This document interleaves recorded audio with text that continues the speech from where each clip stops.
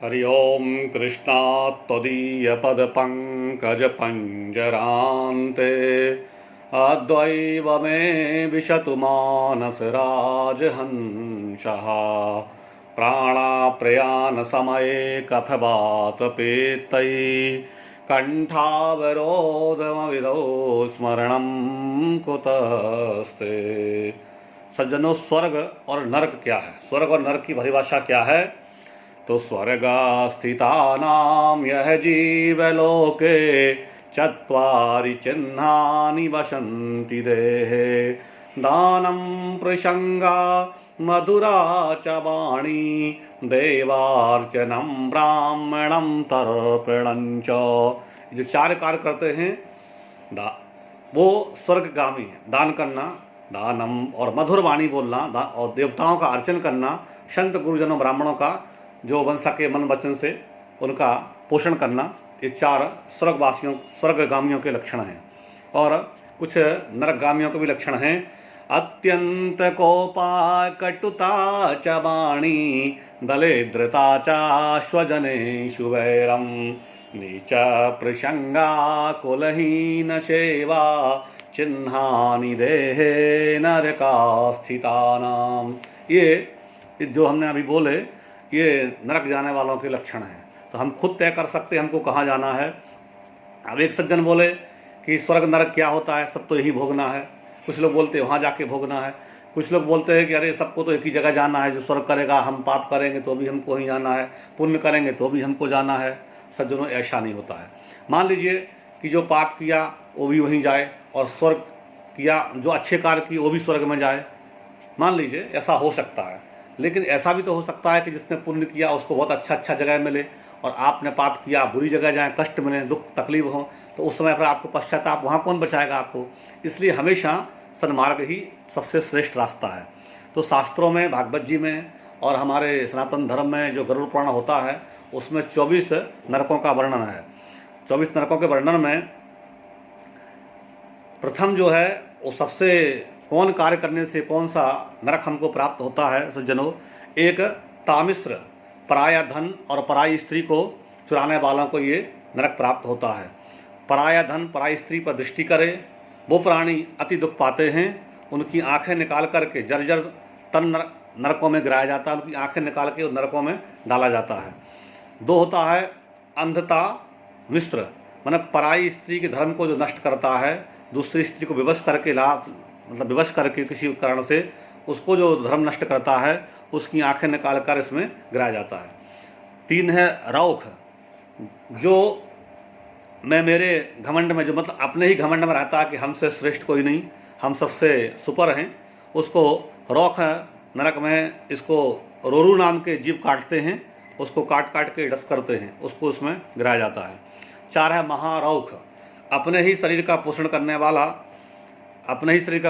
वाला, इसको कीड़े मकोड़े वहाँ पर खाते, जो अपने को शरीर को ही संभालते रहता है, उसको पोषण करने में तरह तरह के व्यंजन खाने में लगा रहता है।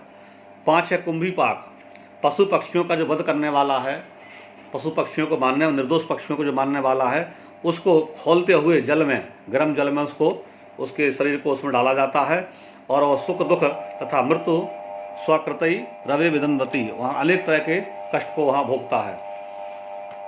6वां है कालसूत्र, इस नरक में पिता ब्राह्मण देवता से द्रोह करने वाले, जो पिता से अपवाद करे, झगड़ा करे, ब्राह्मण साधु गुरुजनों का जो अपमान करे, निंदा करे, वैसे लोगों को इसमें गिराया जाता है।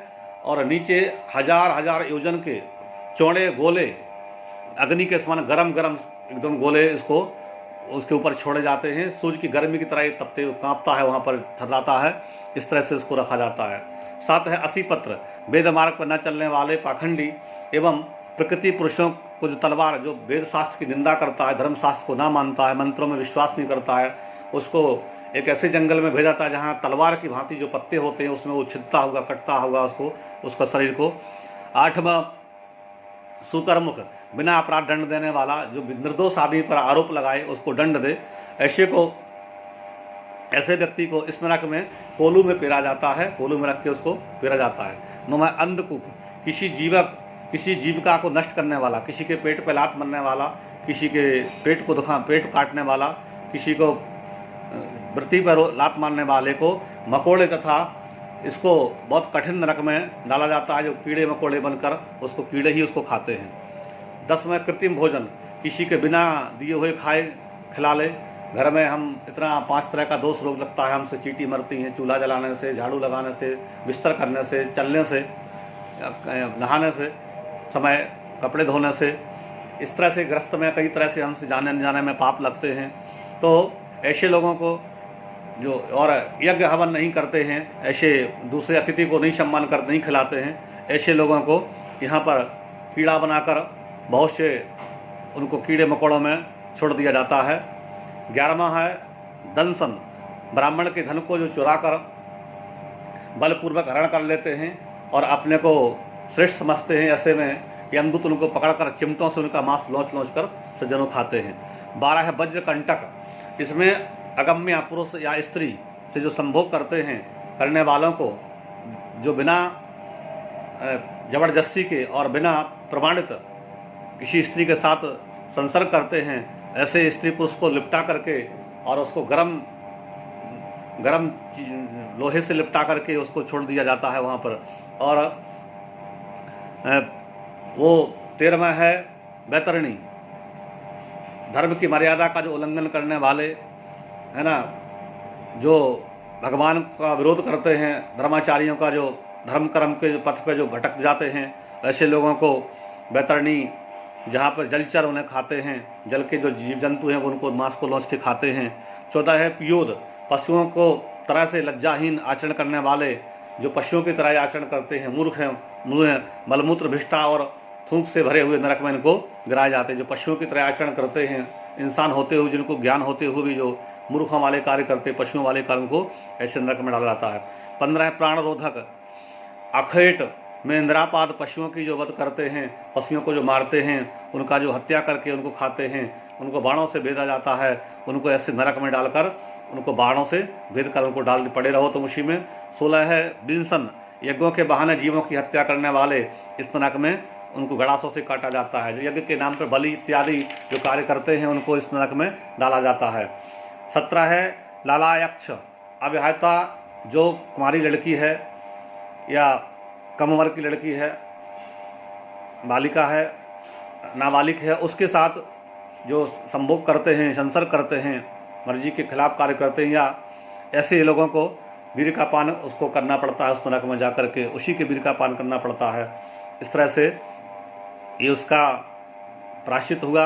18 है सार में मेयदान, गांव के नगर में आग लगाने वाला, गांव में आग लगा दे, फसल में आग लगा दे किसी किसान की, है ना, ऐसे करने वाले को नरक में उसको कुत्ते नोच नोच कर उस प्राणी को खाते हैं, ऐसे नरक में उसको डाला जाता है। 19वां है अविची, झूठी जो गवाही देते हैं, किसी निर्दोष आदमी को उसकी वजह से जेल करवा दिया या किसी को दंड देते हैं झूठी बातों करने से, ऐसे को झूठी गवाही देने वाले को 100 ऊंचे पहाड़ से पकड़ के उसको वहाँ से धक्का देकर उसको गिराया जाता है, उसको वह नरक प्राप्त होता है। 20 है अधापात मतलब मद्रापान करने वाले को गरम जो लोहे के वो होते हैं गोले, उनको उसको मुँह में रखा जाता है गरम कि तुम अब यही पियो, तुम यही पान करो, यही खाओ। और 21वां है छार करदम, श्रेष्ठ बनने वाले को यहाँ उल्टा लटकाया जाता है, जो अपने आप को बहुत सुपर श्रेष्ठ समझता है, दूसरे को तुच्छ समझता है, ऐसे प्राणी को वहाँ अपने को ही श्रेष्ठ समझता है, इसको उल्टा लटका कर वहाँ पर मारा जाता है कि तुम बहुत श्रेष्ठ हो, अब यहाँ भोगो। 22वां रक्षोगण, जो भैरव राक्षसों का भजन करते हैं, जो मांस भक्षण करते हैं, उनको यहाँ पर पान कराया जाता है। जो भैरव राक्षसों इत्यादि जो है मांस भक्षण करते हैं, तंत्र क्रिया आदि करते हैं, उनको यहाँ लपटाया जाता है। 23वां स्थूल प्रेत, पक्षियों को पकड़कर जो भूखे प्यासे पशु पक्षी हैं, गाय माता है या जो भी हैं पशु पक्षी, उनको जो भूख चिड़िया इत्यादि उनको जो पानी नहीं देते हैं, जल की व्यवस्था नहीं करते हैं, उनको भोजन की व्यवस्था नहीं करते हैं, ऐसे को वहाँ भूखा प्यासा रख के व्यथित करके वहाँ लटकाया जाता है। 24वां दंत सूक, जो बहुत क्रोधी हो, बहुत जहाँ उग्र हो, हर बात पर झगड़ा करे, कलह करे, पत्नी बच्चों को डांटे, इस तरह से हर आदमी का वो निरादर करे, हर आदमी से निराशावादी वचन बोले, ऐसे बातें करे, इससे झगड़ा कलह हो, ऐसे उसको भूख प्यास से व्यथित कर करके उसको उल्टा करके उसको कोड़ा मारे जाते हैं। और इस तरह से उसको 5 सर्प वाले नाग के पास उसको रखा जाता है। 5 नाग, वो अपना विष उसको दंश से उसको दसते ही अपना विष उसमें प्रवेश कराते हैं। इस तरह से सज्जनों, हम लोग को कभी भी जाने अनजाने में इन चीज़ों से बचना चाहिए और हमेशा भगवान का, गोविंद की शरण में रहना चाहिए। ठाकुर जी का ध्यान चिंतन करते रहना चाहिए। कोशिश करें कि हमसे पाप दोष नहीं हो, यही हमारी शुभकामना है। सबसे विनती है, सबसे आग्रह है कि हम लोग धर्म का पालन करें, भगवान की शरणागति प्राप्त करें। बोले वृंदावन बिहारी लाल की जय।